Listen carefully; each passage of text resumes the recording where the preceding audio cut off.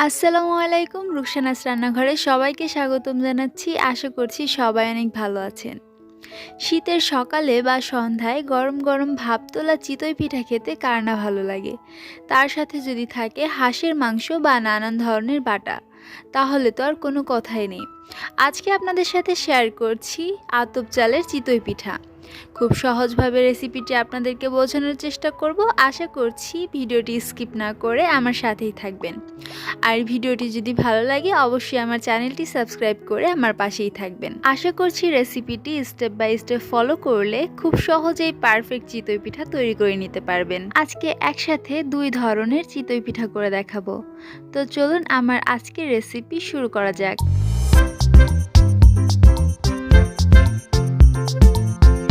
চিতই পিঠা তৈরি করতে আমাদের লাগবে চালের গুঁড়ো। আমি আতপ চাল আগে থেকেই ভিজিয়ে পাটায় বেটে নিয়েছি। আপনারা চাইলে কিন্তু ব্লেন্ডারেও গুঁড়ি করে নিতে পারেন।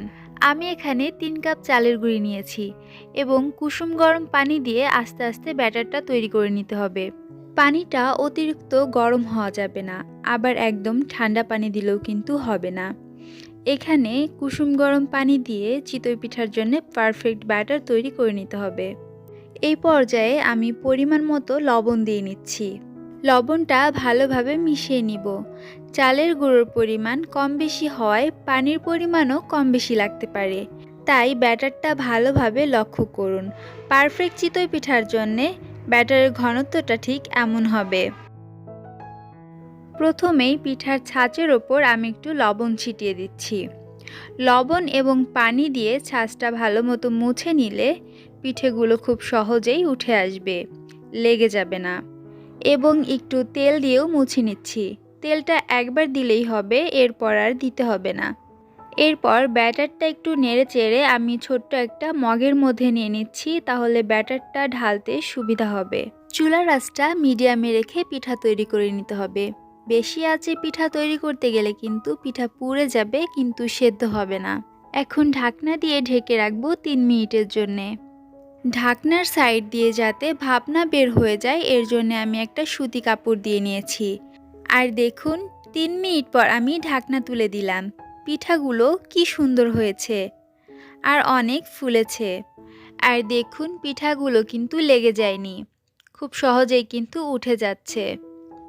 যতবারই পিঠা তৈরি করবেন পিঠার ছাঁচ কিন্তু এভাবে মুছে নিতে হবে। সেমভাবেই আমি আবারও চিতই পিঠার ব্যাটার দিয়ে নিচ্ছি। পিঠা ভালো হওয়া সম্পূর্ণটাই ডিপেন্ড করে ব্যাটারের ওপর। যত পারফেক্ট ব্যাটার তৈরি হবে ততই ভালো পিঠা হবে এবং পিঠাগুলো খুবই সুন্দর ফুলবে। পারফেক্ট ব্যাটার বানানো একবার শিখে গেলে পিঠা বানানো একদমই সহজ।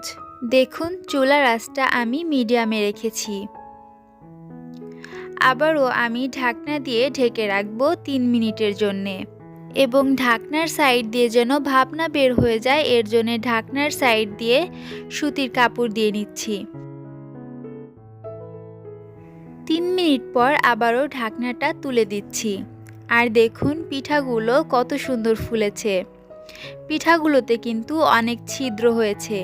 এই পিঠাগুলো কিন্তু আপনি দুধে ভিজিয়েও খেতে পারবেন, খুব সুন্দর ভিজবে। পিঠাগুলো একটা ছুরির সাহায্যে তুলে নিচ্ছি। আর দেখুন পিঠার নিচটা কত সুন্দর সাদা হয়েছে, একদমই পুড়ে যায়নি। পিঠাগুলো সাবধানে তুলে নিতে হবে, হাতে ভাপ লাগতে পারে। দেখুন তুলে নিয়েছি। প্রথমেই আপনাদের বলেছিলাম আমি 2 ধরনের চিতই পিঠা তৈরি করে দেখাবো। তার জন্য আমি আবারও 3 কাপ চালের গুঁড়ি নিয়ে নিচ্ছি এবং সেমভাবেই কুসুম গরম পানি দিয়ে পারফেক্ট ব্যাটার তৈরি করে নিব এবং পরিমাণ মতো লবণ দিয়ে নিচ্ছি। আর এখানে ধনিয়া পাতা, কাঁচা মরিচ এবং রসুন আমি বেটে ছাঁকনি দিয়ে ছেঁকে নিয়েছি, সেটা দিয়ে দিচ্ছি। আবারও একটু কুসুম গরম পানি দিয়ে আমি ব্যাটারটা গুলিয়ে নিচ্ছি। এখানে আমি 5 কোয়া রসুন, 5 পিস কাঁচামরিচ এবং বেশ খানিকটা ধনিয়া পাতা বেটে দিয়েছি। আপনারা আপনাদের পরিমাণ মতো কমিয়ে বাড়িয়ে দিতে পারেন। আবারও লক্ষ্য করুন চিতই পিঠার ব্যাটারের ঘনত্বটা ঠিক এমন হবে। তো চলুন পিঠাগুলো বানিয়ে নেই। প্রথমেই পিঠার ছাঁচটা মুছে নিতে হবে এবং ব্যাটারটা ভালোভাবে নেড়ে চেড়ে তারপরে কিন্তু পিঠার ছাঁচে দিতে হবে। তা না হলে চালের গুঁড়ি নিচে থেকে যায় আর পানি উপরে থাকে। এর জন্য পিঠা বানানোর সময় সবসময় কিন্তু চালের গুঁড়িটা ভালো মতো নেড়ে চেড়ে তারপর চিতই পিঠার খাঁচে দিতে হবে, তাহলে পারফেক্ট চিতই পিঠা হবে। এদিকটা কিন্তু লক্ষ্য রাখতে হবে। আমি আবারও 3 মিনিটের জন্য ঢাকনা দিয়ে ঢেকে দিচ্ছি। চুলার আঁচটা মিডিয়ামে রেখে প্রতিবারই কিন্তু 3 মিনিট করে ঢাকনা দিয়ে ঢেকে রাখলেই দেখুন আমার পারফেক্ট চিতই পিঠা তৈরি হয়ে যাচ্ছে। আর প্রতিটা পিঠাই কিন্তু খুব সুন্দর ফুলেছে আর খুব নরম সফট হয়েছে এবং দেখুন অনেক ছিদ্রযুক্ত হয়েছে। তবে পিঠা ছোট বড় হওয়ায় টাইম কিন্তু কম বেশি লাগতে পারে। আর আমার পিঠাগুলো কিন্তু 3 মিনিটেই ভালো মতো হয়ে গেছে। আর দেখুন নিচটা কিন্তু অনেকটা ক্রিস্পি হয়েছে আর উপরটা একদমই সফট নরম তুলতুলে হয়েছে।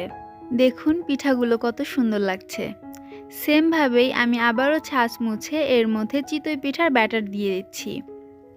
আবারও বলে দিচ্ছি, চিতই পিঠার ব্যাটার দেওয়ার আগে অবশ্যই একটু নেড়ে চেড়ে নিতে হবে। দেখুন চিতই পিঠার ওপর এইভাবে বাবলস উঠলে খুব সুন্দর চিতই পিঠা তৈরি হয়। আমি আবারও ঢাকনা দিয়ে ঢেকে রাখছি এবং আপনাদের ঢাকনাটা যদি একদম পারফেক্টভাবে সেট হয়ে যায় তাহলে আর এই সুতির কাপড়টা দিতে হবে না। আবারও 3 মিনিট পর ঢাকনাটা তুলে নিচ্ছি। আর দেখুন এবারের পিঠাও খুবই সুন্দর হয়েছে এবং খুব সুন্দর ফুলেছে। একটা ছুরির সাহায্যে পিঠাগুলো খুব সহজেই তুলে নিচ্ছি। রেসিপিটা স্টেপ বাই স্টেপ ফলো করলে এইভাবেই খুব সহজে চিতই পিঠা তৈরি করে নিতে পারবেন। আর পিঠাগুলো কিন্তু খুবই সুন্দর হয়েছে। তো চলুন আপনাদেরকে পরিবেশন করে দেখাই।